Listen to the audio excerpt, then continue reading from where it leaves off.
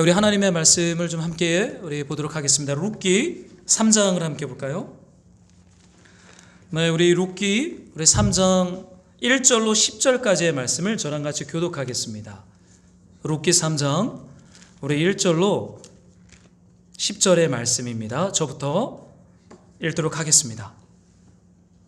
룻의 시어머니 나오미가 그에게 이르되 내 딸아 내가 너를 위하여 안식할 곳을 구하여 너를 복되게 하여야 하지 않겠느냐. 2절 함께 시작. 너가 함께하던 하녀들을 둔 보아스는 우리의 친족이 아니냐. 보라 그가 오늘 밤에 타작마당에서 보리를 까불리라.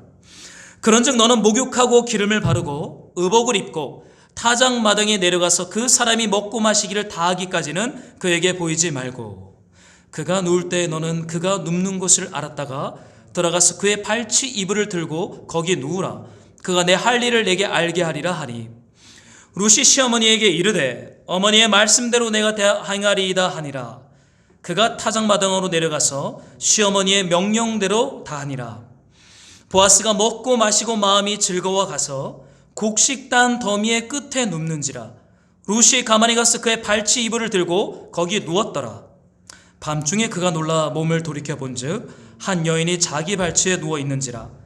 이르되 너가 누구냐 하니 대답하되 나는 당신의 여종 룻이오니 당신의 옷자락을 펴 당신의 여종을 덮으소서. 이는 당신이 기업 물을 자가 됨이니이다 하니 그가 이르되 내 딸아 여호와께서 내게 복 주시기를 원하노라.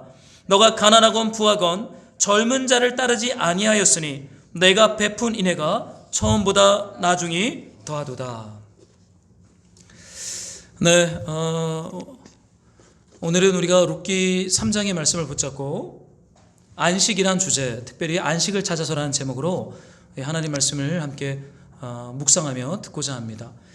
비가 많이 옵니다. 그래도 이렇게 교회 오시는 길이 쉽지 않았을 텐데 정말 환영하고 우리 주님의 이름으로 축복합니다. 여러분 세상이 요즘 너무 시끄럽죠. 코로나 하나도 사실 버겁고 버티기 힘든데 요즘 장마 때문에 얼마나 많은 사람들이 쉽지 않은 시간들을 보내는지 모르겠어요. 정말 하나님의 은혜와 긍휼이 필요한 것을 고백하게 됩니다. 여러분 우리가 계속 룻기를 묵상하면서 이제 룻이 보아스의 밭에서 배부르게 먹고 남는 그 은혜를 경험합니다. 이제 앞으로 룻의 삶을 하나님께서 안식의 삶으로 이끌 보아스를 주님이 이제는 만나게 하시죠. 여러분 이 룻의 삶이 어때요? 이제 들판에서 하루 종일 이삭을 줍고 성경에 봤더니 빈손으로 나갔는데 돌아올 때는 보리 한 에바. 여러분 한 에바라고 하는 개념은 약 22리터입니다. 성인 두 사람이 5일 동안 먹을 분량이라고 해요. 엄청 주순 거죠. 텅 빈손으로 들판에 나갔는데 그것도 여성의 몸으로 하루 먹을 음식을 거두는 것도 쉽지 않은 이삭 줍기를 성경에 봤더니 한 에바. 시어머니 두 사람과 함께 5일 동안 충분히 먹고도 남을 만한 분량을 걷어서 집으로 돌아옵니다. 뿐만 아니죠. 시어머니의 저녁 밥상에 들판에서 배불리 먹고 남은 음식을 포장해서 어머님을 공개하고 봉양합니다. 여러분 룻의 노동과 헌신으로 이 텅 비어 있던 나오미의 곳간과 나오미의 밥상의 양식이 여러분 채워져요. 하나님의 은혜죠. 여러분 하나님의 은혜와 긍휼이 우리네 삶의 텅 빈 공간을 채워가고 있어요. 이것을 성경은 안식이라고 말합니다. 구원이라고 말하고 있어요. 단순히 먹거리가 채워지는 것을 넘어서 텅 빈 것이 점점 채워지고 있는 이 사건이 점점 확대되고 있죠. 이것은 사실 하나님이 룻과 나오미의 삶 가운데 안식을 베푸는 구원을 이루어가는 주님의 은혜가 여기에 담겨져 있습니다. 여러분 룻과 나오미가 이제 아주 저녁 밥상을 이렇게 행복하게 먹으면서 이렇게 담소를 나누죠. 어디서 주었냐? 보아스라고 하는 사람의 밭에서 주었습니다. 이러면서 서로 일상의 대화, 하루의 대화를 주고 받습니다. 근데 여러분 그때요, 이 나오미가 룻에게 이런 얘기를 해요. 좀 룻이 너무 좀 이렇게 쉽지 않은 삶 앞에 시어머니가 볼 때 불쌍했던 것 같습니다. 고백하기를 내가 너를 위해 안식할 곳을 구해야 하지 않겠니? 이런 얘기를 합니다. 그러면서 또 말하기를 내가 너의 삶을 정말 복되게 하고 싶구나. 여러분 이런 얘기를 해요. 여러분 안식과 복이라고 하는 주제가 오늘 나오미의 고백 속에서 나오고 있어요. 여러분 성경은요 안식이 있는 삶이 복을 받은 삶이라고 말해요. 여러분 세상이 안식을 어떻게 정의합니까? 복을 어떻게 정의하고 있어요? 여러분 오늘날 우리가 살아가는 이 세상을 볼 때 여러분 어때요? 좀 어떤 마음이 드십니까? 여러분 결핍과 부족함의 위기라고 생각하세요? 무언가가 부족하기 때문에 사람들의 삶에 위기가 왔다고 생각합니까? 결핍 혹은 부족함이 이 시대의 키워드는 아니죠. 저는 요즘에 뉴스를 꼭 빼놓지 않고를 봅니다. 너무 이렇게 굵직한 이슈들이 요즘 많이 나오기 때문에요. 근데 저는 요즘 뉴스 중에 큰 이슈 중에 하나가 이런 부동산 문제죠. 부동산 문제가 얼마나 큰 이슈로 갑론을박 논쟁과 서로 야당과 여당 또 국민들 사이에서 큰 논쟁의 주제로 다뤄지고 있습니다. 근데 여러분 이 부동산 문제의 핵심이 뭐라고 생각하세요? 저는 집이 없는데 저는 집이 부족한 것이 부동산 문제의 본질이라 생각하지 않습니다. 여러분 사실 집은요 차고 넘칩니다. 대한민국 사회에서 살아가는 인구 비율에 비해서 주택 공급은 이미 10몇 년 전에 100%를 넘어섰어요. 인구가 100명이라면 집은 100채가 이미 훨씬 넘어선 시대가 이전에 주택 공급은 넘어섰습니다. 여러분 문제가 무엇입니까? 결핍과 부족함인가요? 아니죠. 누군가는 집을 많이 가지고 있고 누군가는 집이 없다는 것이 문제의 본질이에요. 결핍이 문제가 아니라 사실 그 문제의 깊은 본질은 질서의 문제죠. 질서. 누구는 집을 마구 가지고 있고 그것으로 불로소득이라고 하는 것을 마음껏 누리고 있고 어떤 이들은 열심히 수고하지만 한 달 받는 월급보다 그냥 가지고 있는 늘어나는 불로소득 앞에서 신음하는 이 불공평의 사실은 이 질서의 문제가 저는 오늘날 사회의 본질이라는 생각을 요즘 많이 합니다. 결핍과 부족함의 문제는 아닌 것 같아요. 여러분 교회는 어때요? 지난주 주일날 제가 사역을 끝나고 일산에서 10년 전에 제가 작은 상가교회에서 전도사 할 때 만났던 그 부부를 만났어요. 키르기스탄에서 6년간 선교사를 하다가 한국에 들어왔어요. 코로나 때문에. 그냥 뭐 선교사들 80~90%가 다 도망치듯이 나왔답니다. 근데 제가 그 부부랑 교제를 하는데요. 그런 얘기를 들었어요. 한 큰 대형교회 후원 파송으로 선교사 사역을 했는데 들어와서 후원한 교회를 갔는데 교회가 깨져 있는 거예요. 담임 목사님과 장로들이 싸우고 있고 친담임 목사님 그룹과 반대하는 그룹이 나누어져서 예배 때 설교가 시작되면 성도들이 일어나서 우르르 나가는 교회가 으그러지고 깨지고 신음하고 아파하고 있는 얘기를 저는 너무나 많이 듣습니다. 여기저기서 크고 작은 교회들 안에 갈등과 문제들이 있는 거죠. 참 고민이 돼요. 여러분 문제의 본질이 뭡니까? 여러분 교회의 숫자가 부족한 것입니까? 여러분 한번 여기 도시를요 땅을 보지 말고 이렇게 건물들을 보면서 조금만 걸어 보십시오. 상가 하나 건너서 교회입니다. 리서치에 의하면 편의점보다 많은 숫자의 교회들이 미자립 교회들이 우리나라에 얼마나 많은지 몰라요. 여러분 본질은 뭐예요? 교회가 부족한 게 문제가 아니에요. 교회의 숫자가 적은 것이 부족한 게 문제의 본질이 아니라 문제의 본질은 교회 안에 하나님의 안식이 깨어졌다는 것입니다. 여러분 가정들을 보세요. 안식이 깨어진 가정들이 얼마나 많습니까? 우리의 삶은 어떻습니까? 돈의 부족함입니까? 힘의 부족함인가요? 저는 그렇다고 생각하지는 않습니다. 여러분 오늘날 안식이 깨어져 버린 시대 속에 있어요. 무언가 소유의 부족, 결핍이 안식과 연결되는 것은 절대 아닌 것을 발견하게 돼요. 내가 무언가를 많이 소유하면 내 삶에 안식이 올 거야. 여러분 그걸 소유해 보십시오. 안식이 옵니까? 또 다른 갈등과 결핍 가운데 우리는 신음하게 돼요.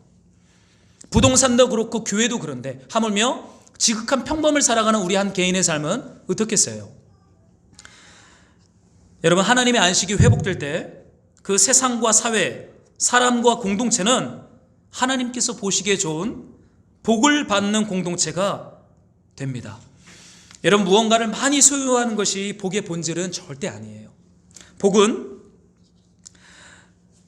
하나님과 이웃과의 바른 관계 안에 있는 것이 여러분 사실은 안식과 복의 본질입니다. 욕망이 절제되는 건강한 경계선이 세워지는 것. 여러분, 이것이 안식의 시작이죠. 여러분, 룻이 나오미를 위해서 들판에서 이삭과 음식을 준비했어요. 시어머니를 위하여. 나오미는요, 룻을 위하여 안식을 누릴 수 있는 곳을 고민하고 있어요. 이 멋진 관계 아닙니까? 서로가 서로를 위하여 텅 빈 것이 채워지고 깨어진 것이 질서 잡힌 안식이 되도록 서로를 위하여 무언가를 생각하며 움직이고 있어요. 두 사람이, 가난한 두 과부가. 여러분, 서로를 위하여 생각하고 행동하는 이 두 여인의 삶 속에서요, 안식이 회복되고 있는 주의 몸된 교회를 저는 발견합니다. 이 교회죠. 여러분, 이것이 교회입니다.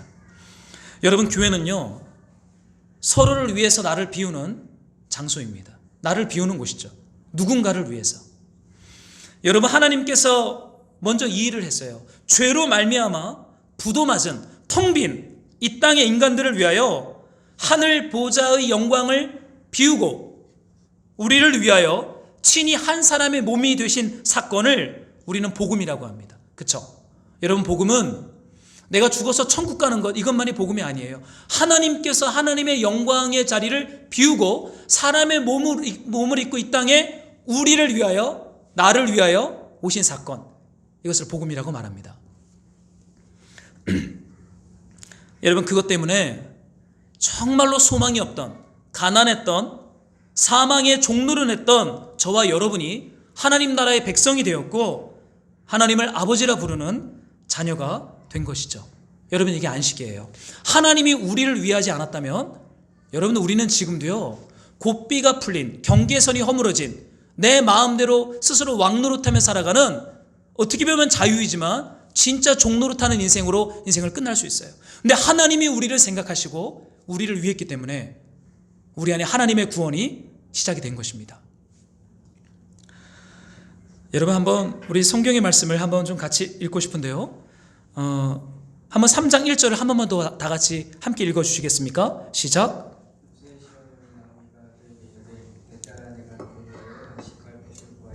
너를 복되게 하여야 하지 않겠느냐. 여러분, 교회가 뭡니까? 교회는요, 교회 안에 있는 사람들은 자신을 비운 주 예수님을 본받아 자기를 비우고 지체를 위하여 자리를 만들어주는 사람들이 여러분 교회인 것 같아요. 여러분, 교회는요, 누군가에게 자리를 날마다 마련해 주는 곳입니다. 내 자리를 빨리 확보하고 내 것을 빨리 채우고자 하는 것이 아니라 누군가를 위하여, 사랑하는 지체를 위하여 자리를 마련해 주고 그 사람의 삶의 안식이 회복되도록 축복을 빌어주는, 내 삶을 던지는, 나를 비워주는 그 사건이 날마다 일어나는 곳이 여러분 교회예요. 근데 우리 이 땅의 교회들이 어떻습니까? 끊임없이 나를 위하여 무언가를 채우고자 하는 그런 공간이 되어버렸어요. 기도라는 이름으로 100일 기도, 금식 기도, 사실은 영적으로 보이지만 실상은 나를 위하여 무언가를 채우고자 하는 숨겨진 욕망의 또 다른 표출구가 되지 않았나라는 생각을 좀 하게 됩니다. 여러분, 하나님께서는요, 지체를 위하여 나의 시간과 삶과 마음을 기꺼이 내어주는 그런 교회를 통해서 이러한 단순한 삶을 반복하면서 함께 궁율 공동체로 살아가는 것이 흉년맞은 이 땅에 안식을 회복해 가시는 우리 하나님의 지혜입니다. 여러분, 하나님은 이렇게 선교하세요. 하나님은 이렇게 전도하세요. 하나님은 이렇게 이 땅을 회복해 가기로 작정하셨어요. 가난한 두 사람이 서로를 위하면은 그 궁율로 말미암아 하나님이 이 흉년맞은 이 땅을 회복하기로 결정하는 것이죠. 여러분, 하나님이 허락하신 관계 안에서 서로를 위해 주십시오. 여러분, 그게 교회입니다. 서로를 위하려면요, 너무 많은 군중과 무리 속에 있어서는 사실은 내 이름이 숨을 곳이 너무나 많죠.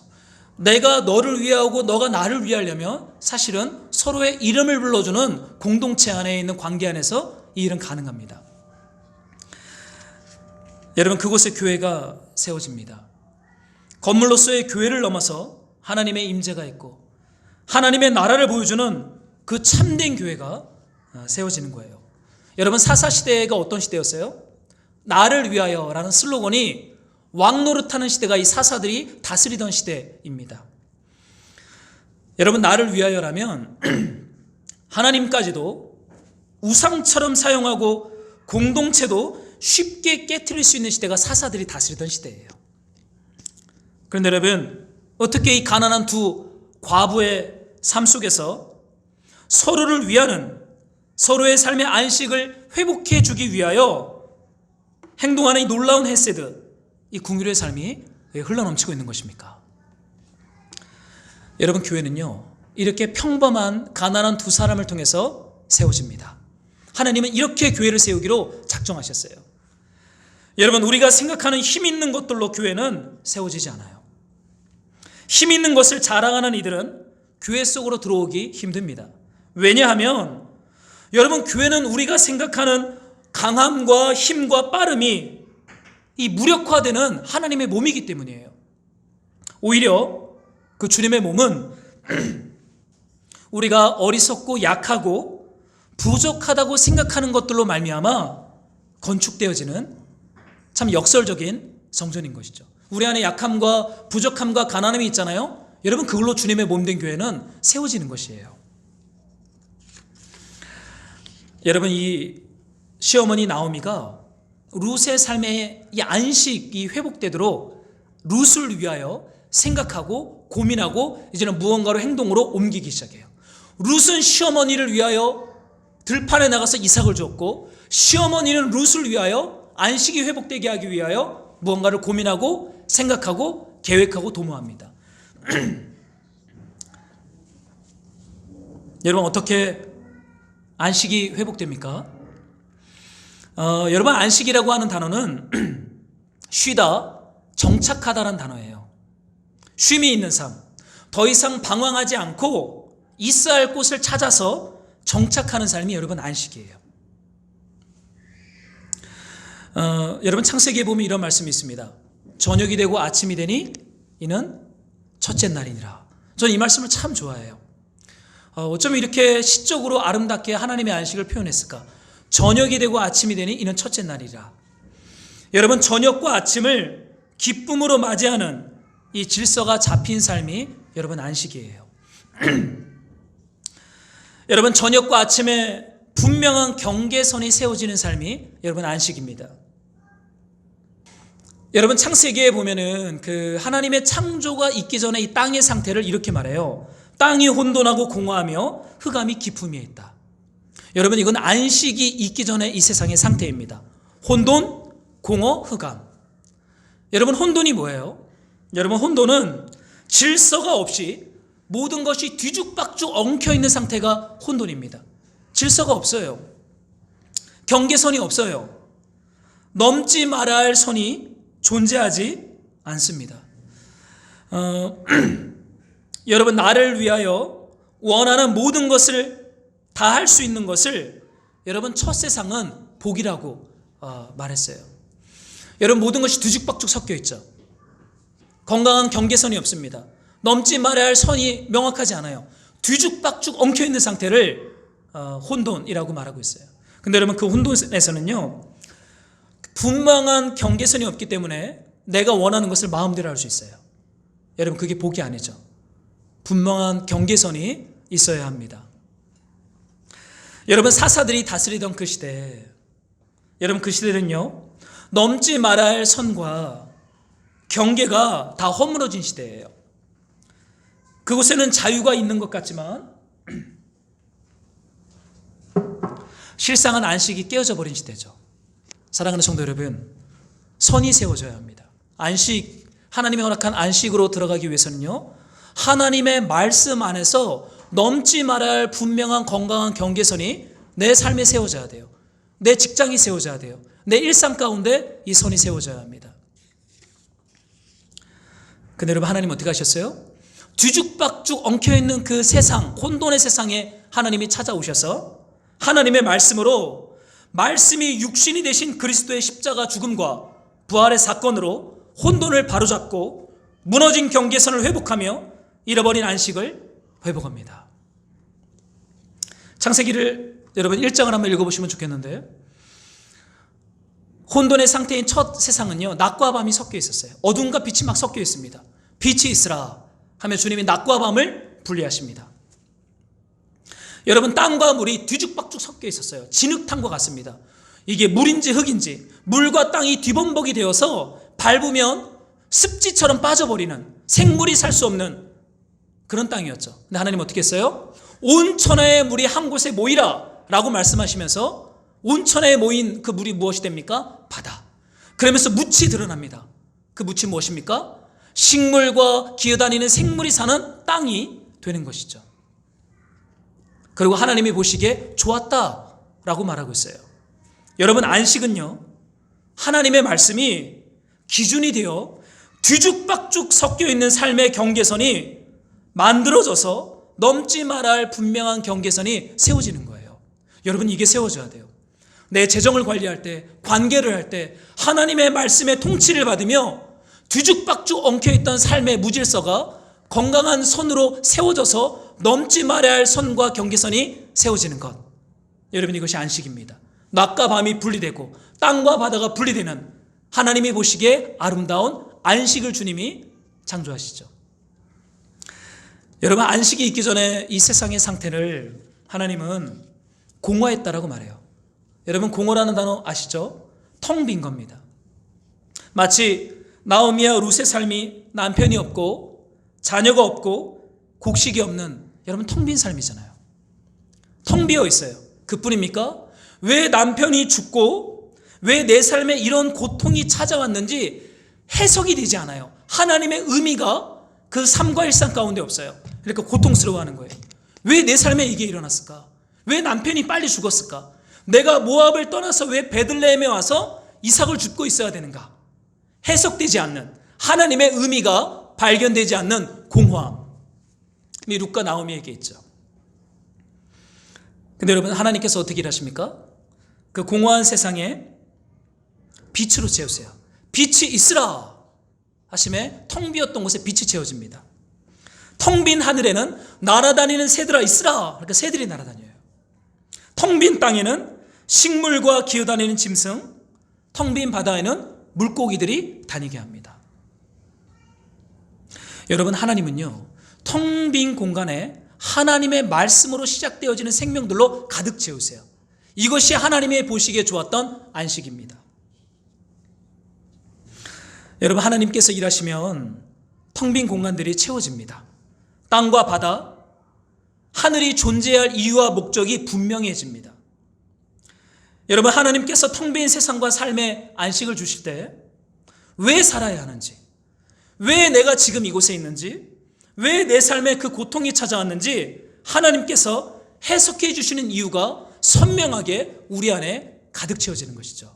아, 내가 왜 베들레헴에 왔는지, 남편들이 일찍 죽었던 그 사건이 새롭게 해석되어지는, 공허함이 충만함으로 바뀌는 사건이 지금 일어나고 있는 거예요. 어떻게 해석됩니까? 흉년을 맞아 도망치듯이 베들레헴에 온 것이 아니고 하나님의 날개 아래로 초청받은 시간입니다. 이방인의 자리에서 하나님의 거룩한 백성으로 부름받은 시간이며, 부정한 자에서 하나님 나라의 메시아가 오실 길을 준비하는 믿음의 조상으로 준비되는 여정이라고 하나님은 룻과 나오미에게 새롭게 말씀으로 해석해주고 있죠. 사랑하는 성도 여러분, 무질서가 질서로, 공허함이 충만으로 바뀌는 그 중심에는요, 하나님의 말씀이 있어요. 하나님의 통치가 있어요. 하나님과의 바른 관계, 하나님 앞에 올곧게 서는 우리 주님의 긍휼과 우리 예수 그리스도의 은혜가 거기에 있습니다. 무언가를 소유하고 무언가 힘을 얻는 것으로 안식이 축적되고 확보되는 것은 아니라는 것이죠. 여러분, 이제 구체적으로 나오미가 룻에게 안식 얻을 수 있는 방안을 제안합니다. 2절에 보니까 보라, 보아스가 오늘 밤에 타작마당에서 보리를 까불리라. 이 나오미가 며느리에게 그런 얘기를 해요. 여러분, 무슨 말이에요? 아, 오늘 밤이 추수한 보리를 언덕에서 탈곡하는 날이구나 라고 이 나오미가 박수를 치면서 바로 지금이 보아스를 만날 때다 라고 이 룻에게 권면을 해요. 여러분, 나오미는 참 지혜로운 여인인 것 같습니다. 나오미는 하나님이 역사하시는 시간과 상황을 분별할 수 있는 깨어있는 여인이었어요. 처음에는 남편도 죽고 두 아들이 죽으면서 정신을 못 차렸어요. 그러나 베들레헴 공동체에 들어오면서 하나님의 은혜와 긍휼로 안정을 잡아가면서 이제는 그의 영과 혼이 깨어납니다. 지금이야말로 오늘 밤 보리를 타작하는 그때 보아스가 거기에 올 것이다 라고 룻에게 보아스 만날 준비를 시키는 것이죠. 사랑하는 성도 여러분, 아무것도 일어나지 않는 것처럼 보이는 들판에서 나오미는요, 안식이 회복될 때가 바로 지금이라는, 오늘 밤이라는 이 하나님의 시간표를 분별했어요. 여러분, 오늘이 아무것도 아닌 것 같죠? 그냥 날마다 반복되어지는 일상이고 평범인 것 같죠? 그러나 여러분, 깨어 있어야 합니다. 오늘 밤이 하나님이 역사하시는 시간이고 보아스를 만날 시간이고 신랑을 만날 시간이며 텅 빈 내 영혼과 삶이 충만함으로 가득 채워지는 이 하나님의 시간표 속에 있다는 것을 이 나오미는 알고 있었어요. 여러분, 이것이 소망이죠. 여러분, 그리스도 예수 안에 있을 때 어두운 밤이 어쩌면 하나님이 역사하시는 시간일 수 있어요. 여러분, 룻이 보아스를 만나서 결혼 서약을 맺는 그 역사적인 현장은 밤에 일어납니다. 모두가 잠자는 시간, 모두가 아무것도 기대하지 않는 그 시간에 하나님의 역사가 일어나는 것이죠. 여러분, 그러면서 이 나오미가 룻에게 구체적으로 이런 준비를 하라고 얘기를 해요. 3절인데요. 한번 여러분들이 좀 한 목소리로 우리 3절을 같이 한번 좀 읽어볼까요? 함께 시작.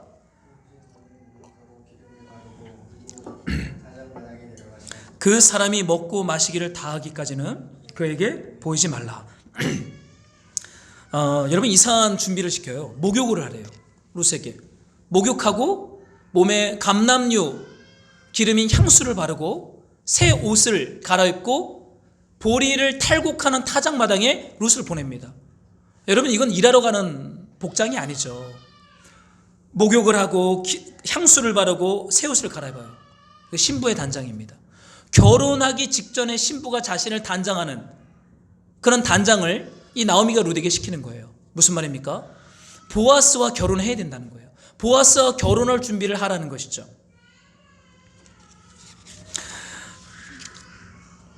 여러분, 룻의 삶에 진정한 안식이 회복되는 건 새로운 남편을 만나는 것입니다. 왜냐하면 그 고대 근동 사회에서의 과부는요, 힘이 없어요. 그리고 땅이 없습니다. 이방인이기 때문에. 그렇기 때문에 룻의 삶에 진짜 안식이 회복되려면 남편을 만나야 돼요. 가정을 꾸려야 합니다. 그래서 이 나오미의 입장에서는요, 목욕하고 향수를 뿌리고 옷을 갈아입고 보아스와 재혼할 준비로 그녀를 보내는 것이죠. 전 이 말씀 묵상하다가 여러분, 고린도후서 11장 2절에 보면 이런 말씀이 있어요.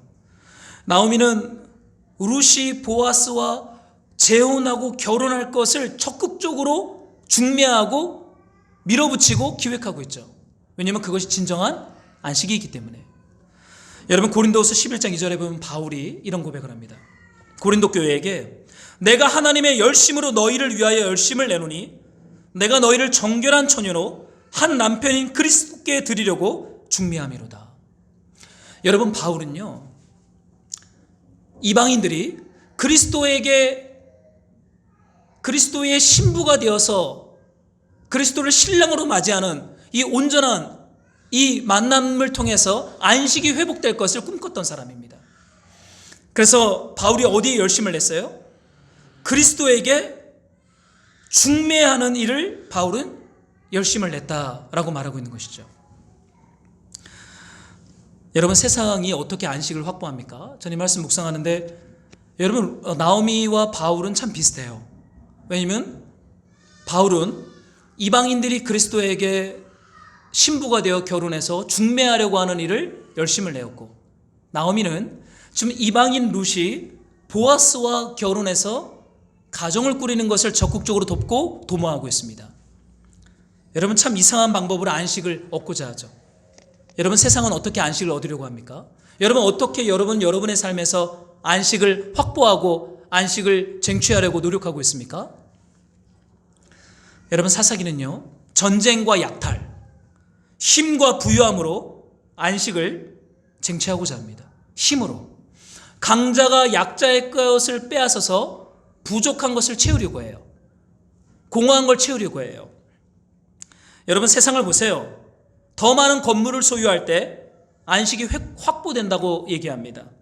더 많이 공부를 해서 더 높은 자리에 올라갈 때 인생에 안식이 주어진다고 얘기합니다. 더 많은 것을 소유할 수 있는 힘을 키우라고 끊임없이 외칩니다. 이러한 성공적인 인간형이 되라고 이것이 안식을 쟁취하는 빠른 길이라고 외칩니다. 그런데 여러분, 성경은요 그렇게 말하지 않아요. 안식은 관계 안에 있다. 어떠한 관계입니까? 그리스도를 신랑으로 맞이해서 그분과 연합되어지는 바른 관계 안에 들어갈 때 우리 안에 무질서와 공허함, 깨어지고 으그러진 안식이 회복된다라고 말하고 있어요. 루시 보아스와 바른 관계 안에 그를 신랑으로 맞이할 때 그의 삶에 하나님의 안식이 회복된다라고 말하고 있죠. 어떻게 보면 너무나 초라하고 멋있지 않은 방식으로 안식이 우리 안에 흘러온다라고 성경은 말하고 있죠. 여러분, 안식은요 멋있는 방법으로 오는 것은 아닙니다. 세상이 볼 때 어리석고 미련한 십자가를 통하여 그리스도께 우리가 중배되어 그분의 신부가 될 때, 그분과 바른 관계 안에 있을 때, 그분의 말씀이 우리 안에 들어올 때 힘이 없어 보이고 어리석어 보이고 별로 생산적으로 보이지 않는 이 일을 통해서 하나님은 우리 안의 안식을 회복하기로 작정한 것이죠.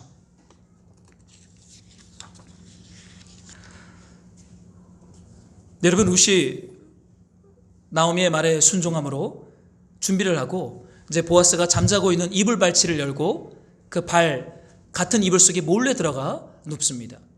근데 성경에 봤더니 8절에 이런 말씀이 있어요. 제가 좀 읽어드리죠. 밤중에 그가 놀라 몸을 돌이켜본즉 한 여인이 자기 발치에 누워있는지라. 여러분, 사실 이것은 굉장히 무모한 행동이에요. 만약에 다른 일꾼들한테 걸리잖아요.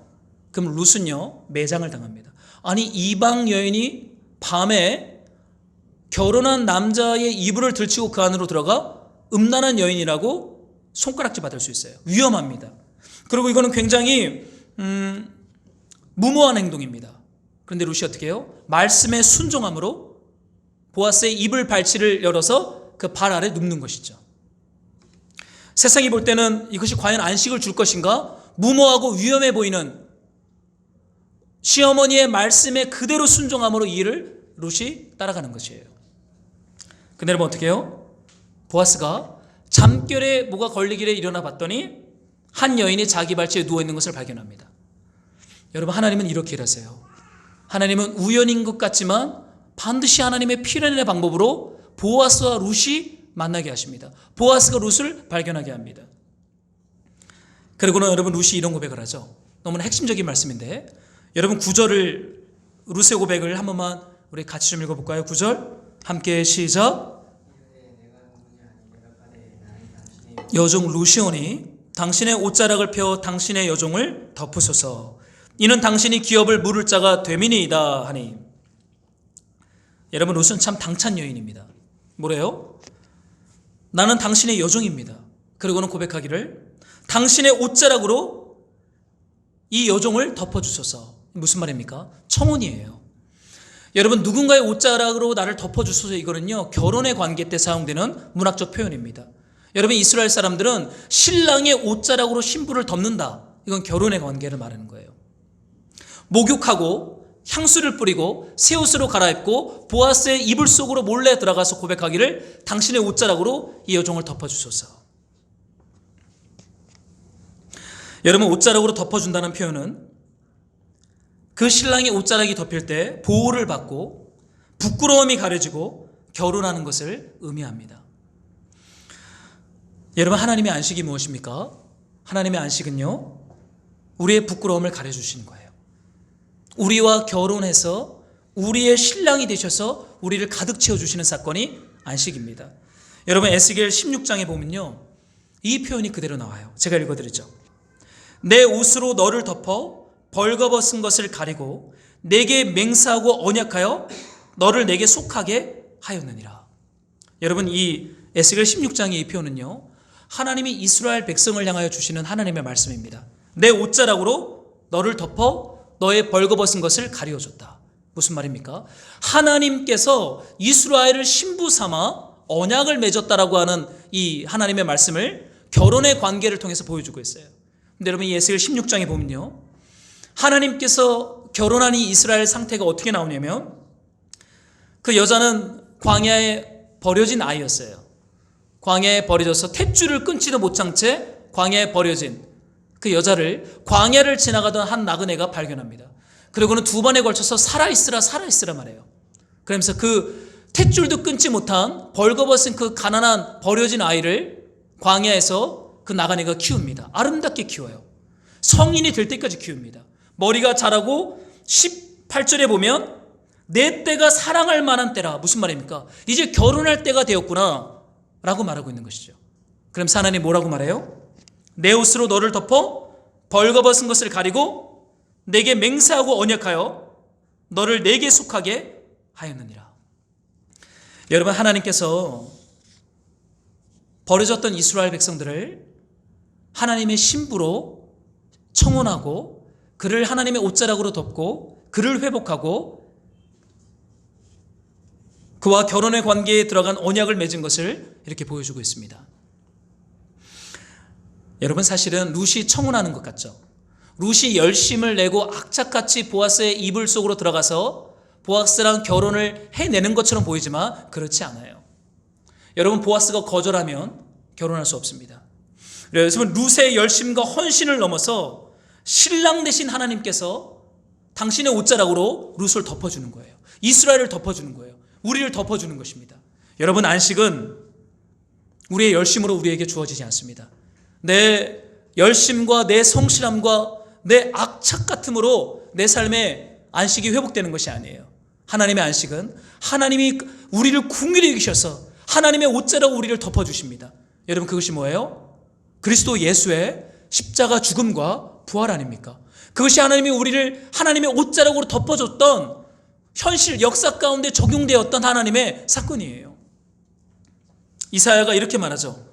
그가 찔림은 우리의 허물 때문이요 그가 상함은 우리의 죄악 때문이라. 그가 징계를 받음으로 우리는 평화를 누리고 그가 채찍에 맞음으로 우리는 나음을 받았도다.